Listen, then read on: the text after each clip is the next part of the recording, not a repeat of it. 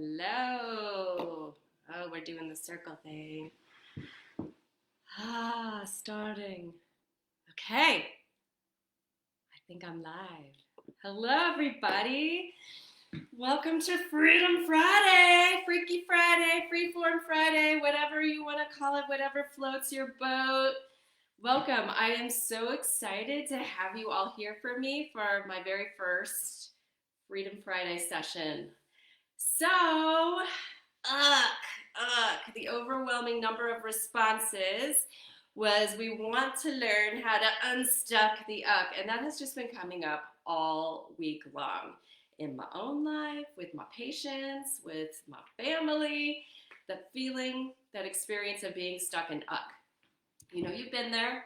Feels a lot of different ways. It can feel like emotionally heavy. It can feel friggin' frustrating as heck. It can literally feel like you're itchy, and just desperate to get out of your own skin.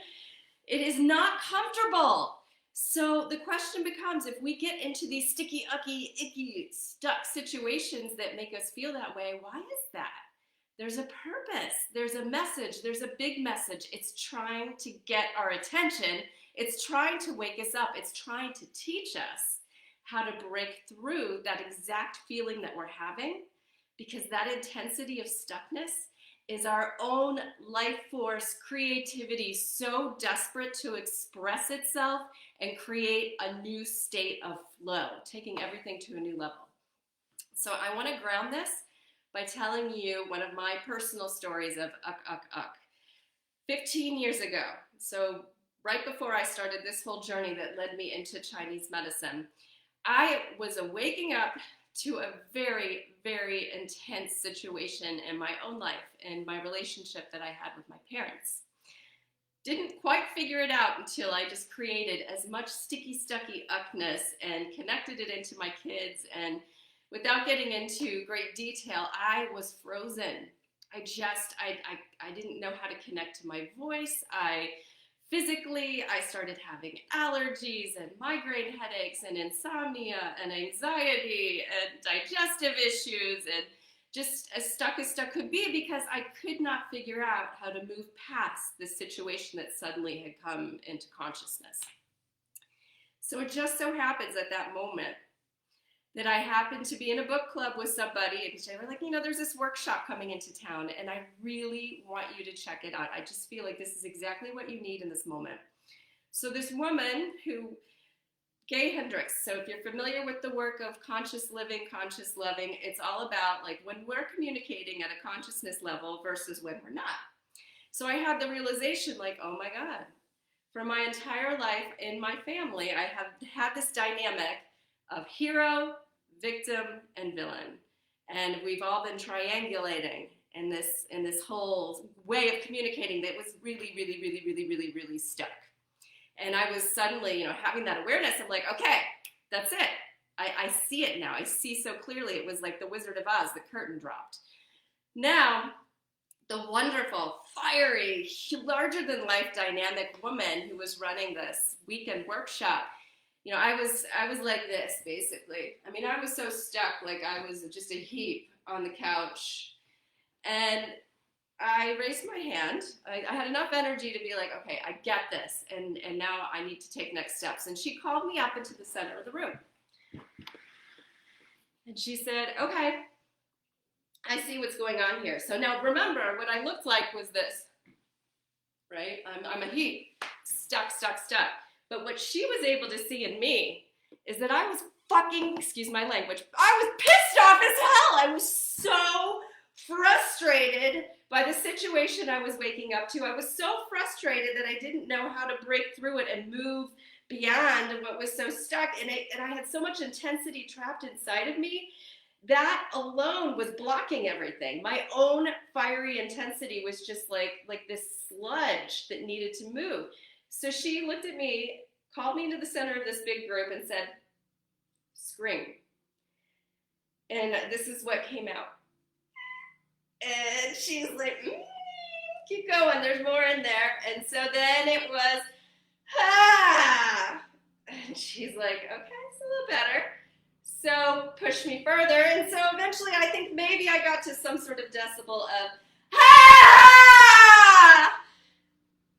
And she's like, okay, I think that's all you got for this moment, and you barely scratched the surface. So I went home after this experience, and I heard her, and I felt her, and I just even that teeny tiny little bit, I started to tap into how much anger, frustration, and resentment was all wrapped up in this tight little ball that was making me stuck, that was my stuckness. And so I started releasing my voice. So it started like I just walking around my house. And it became so freeing and so addictive that like I found myself doing it all the time. Probably the craziest moments would be like, because I just, like I got so, once I started feeling the feeling of, oh my God, when I release it, it feels so good. I wanted to do it under, any circumstance where I felt a little frustrated or stuck. I'm immediately like, ah! So even in a car when someone else was driving, so my husband quickly informed me like, no. We need to put a little bit of a container on this, even though he totally got it. So what is it that I was tapping into? So this is before I had a framework for understanding, that the energies, and that was kind of the cool thing. Like when I look back at it, even in this right now moment, I think, oh my God, if I hadn't learned how to scream, I never would have opened up into everything that I'm doing right now. So hidden and stuck within that intensity of what was blocked was everything that led me on my life path to my purpose.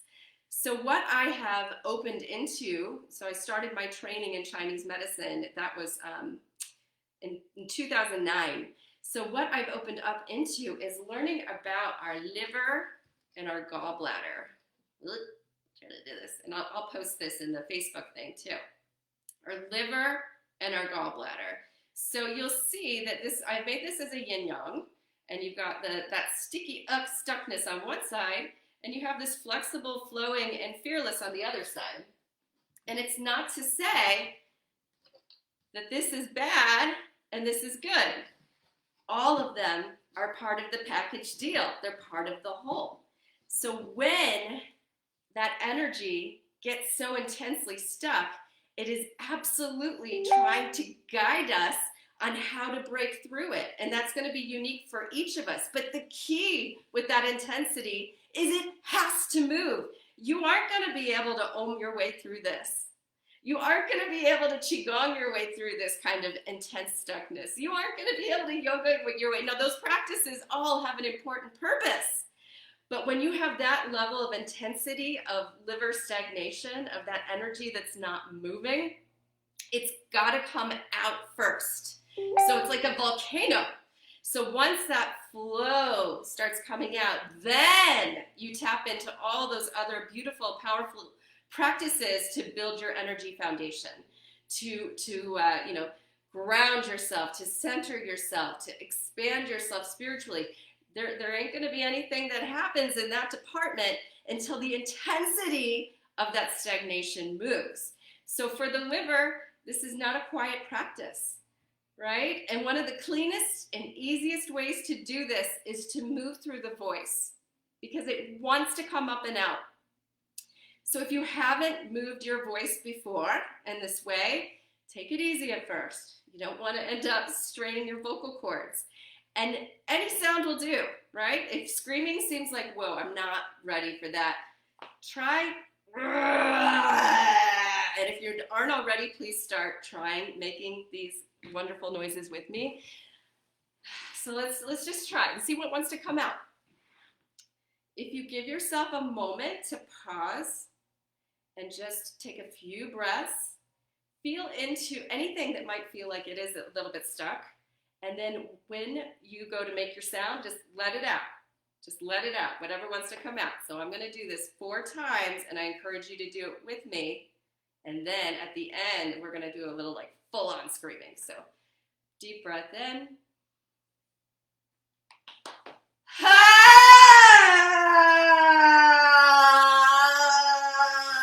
Yeah, it doesn't feel good to sit when I stand up if you can. If you're in your car, that's okay. Movement is going to be with it too. So the liver energy is also connected with our ligaments and tendons. The liver likes us to move. So I'm going to do it one more time, actually 3 more times. Big breath in.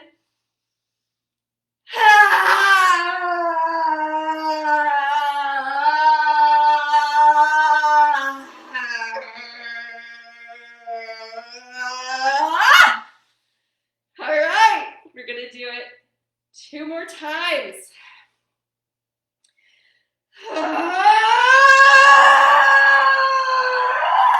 It's not pretty.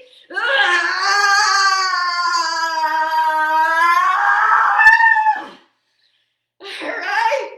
One more time, and this time I'm just going to let it all out. So watch out, guys. I encourage you to do that as well. Ready?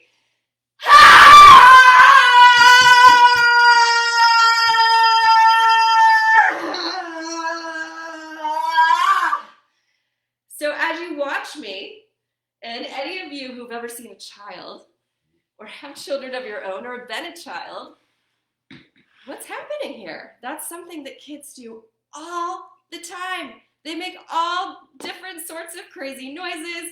They may throw themselves on the floor and stomp their feet, and they may shake their arms like this. They may even hit themselves in different ways.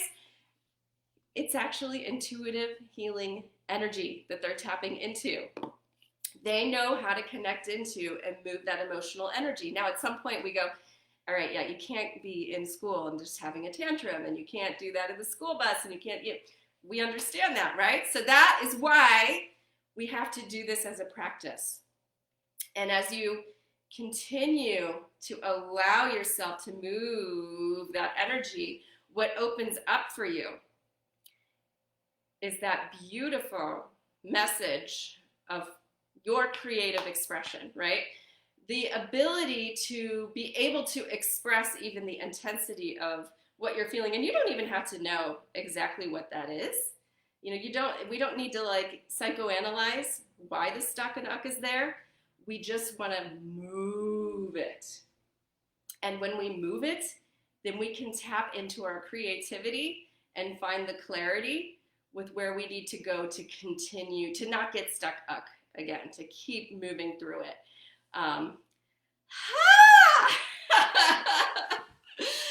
Yeah, so that was, wow, I felt like I was talking forever. Hello, everybody. Just see if anybody has any. It's already been a Freaky Friday. Thankful for this. Yes, exactly what I needed. But yeah, please. Okay, good. Kathleen said I might do some more of that.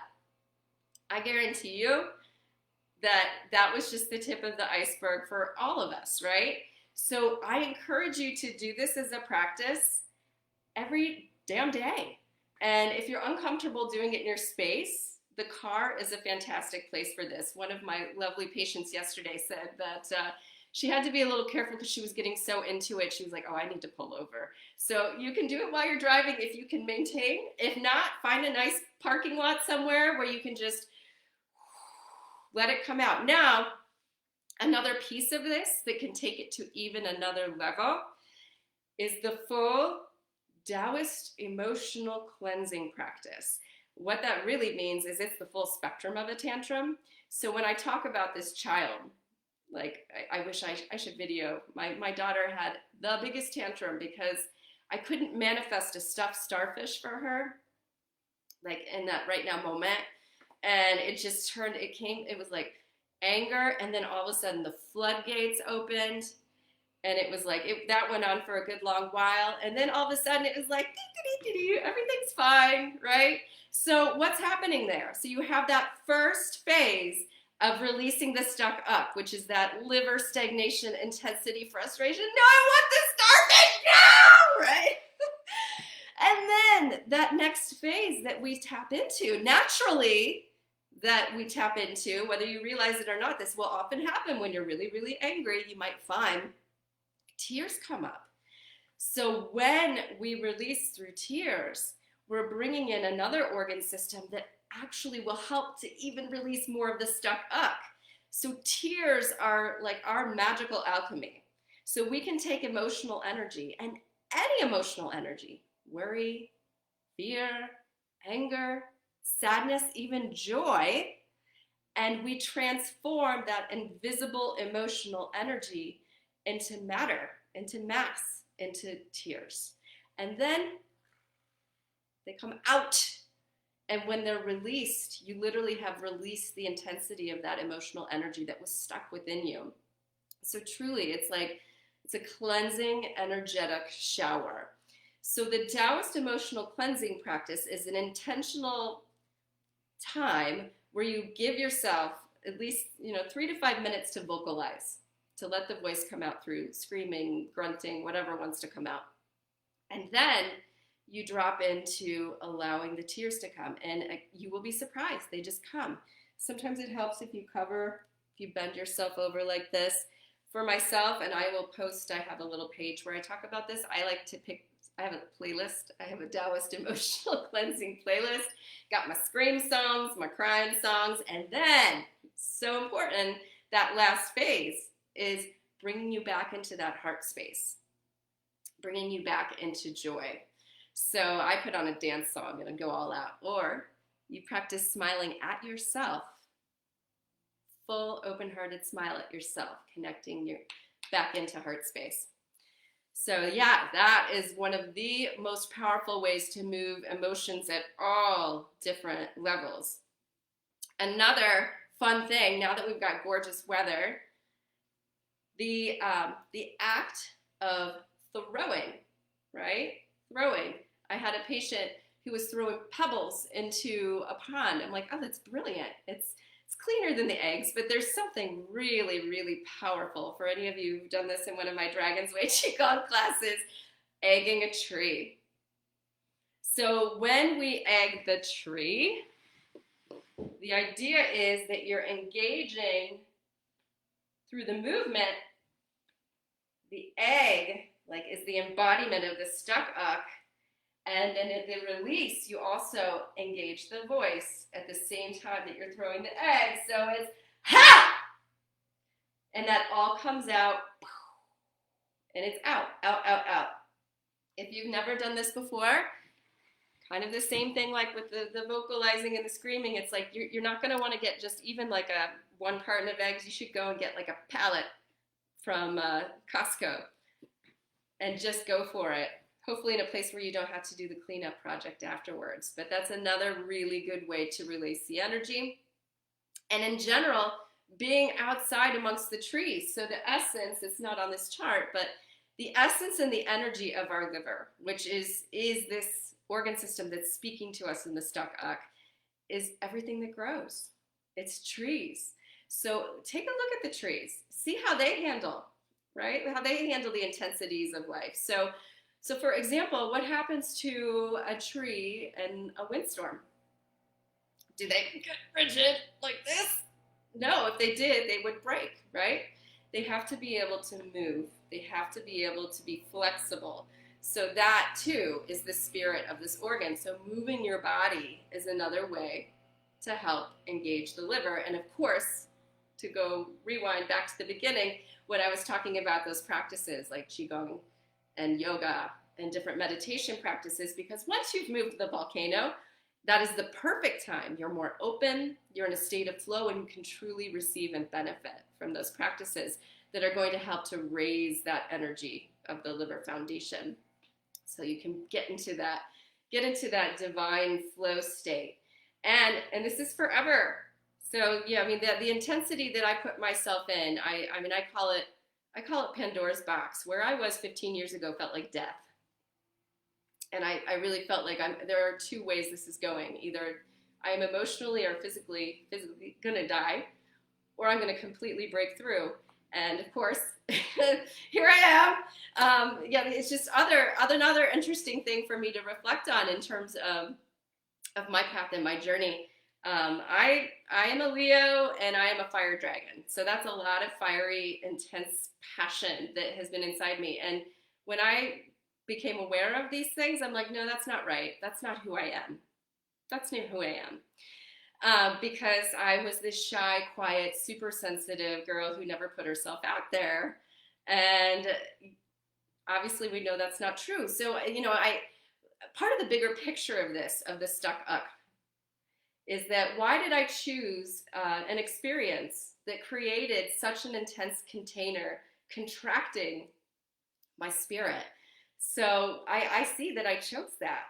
I chose that because I wanted to discover for myself who I truly was. I wanted to have the intensity of the challenge so that I could break through it and open to what my true life's purpose was. So, and it ain't easy practicing at that level, but I'll tell you, it's like the more you open, the more you open, the more you open. So, in my experience, yes, I continue to have my moments of like, but they're like that instead of like, oh my God, I'm in a state of collapse and I want to crawl into my closet and I'm going to disappear there for 3 to 5 days at a time. Like literally that used to be my life. And now it may just be like and then it's like, I got it. Right back in the flow again. So yeah, let's see. Lots of beautiful comments. I'm so glad so many of you were able to come live. One last parting thing I want to say, because I posted a picture in our Facebook page that is very relevant to what I was speaking about today.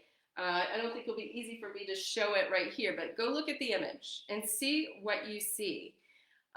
There are two women that are mirroring each other. Hi, Tia.